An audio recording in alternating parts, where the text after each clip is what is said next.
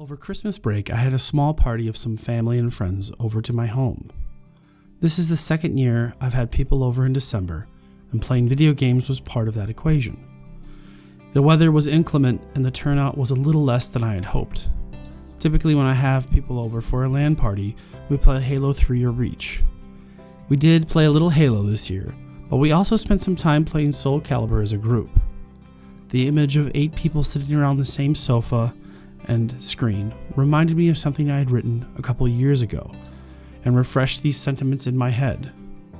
I miss the social aspect of gaming. I still remember to this day picking up the rocket launcher in Halo 2 on the Zanzibar map. As I peered over the edge of the ledge I was standing on, the 4 players from the other team came through the gate in the seawall. They looked like such morons in that moment. 3 of them riding in the Warthog and 1 in the Ghost, all packed up and headed to Camp Foreman to crush the defending team. They must have been so excited at the start of the match. They had all climbed into the Warthog together, so in my imagination they were all sitting in the same room in real life playing in split screen.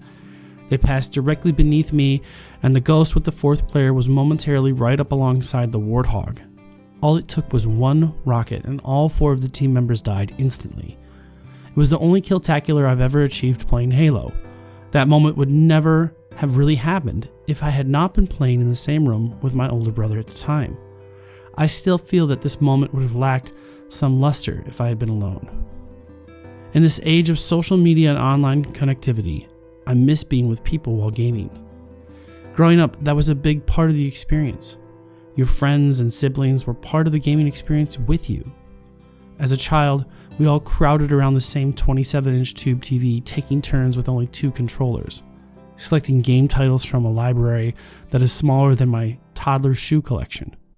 In my teen years, LAN parties became a real thing. A dozen or more people at a time in the same physical space fighting it out, separate screens delivering the knowledge of who was a screen watcher and who was not.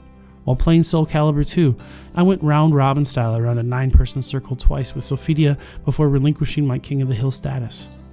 Online gaming became a thing, and changes slowly began to occur. At first, I felt like the internet would complement the gaming experience. I still played with people in person. I'd go over to a friend's home, and we would split screen online and crush people.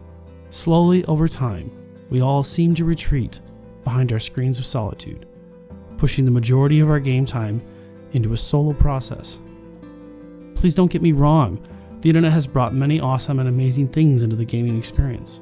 Video games as an esport, MMORPGs, and so many other new facets in the future that to unwind the clock and go back to the good old days would be unthinkable.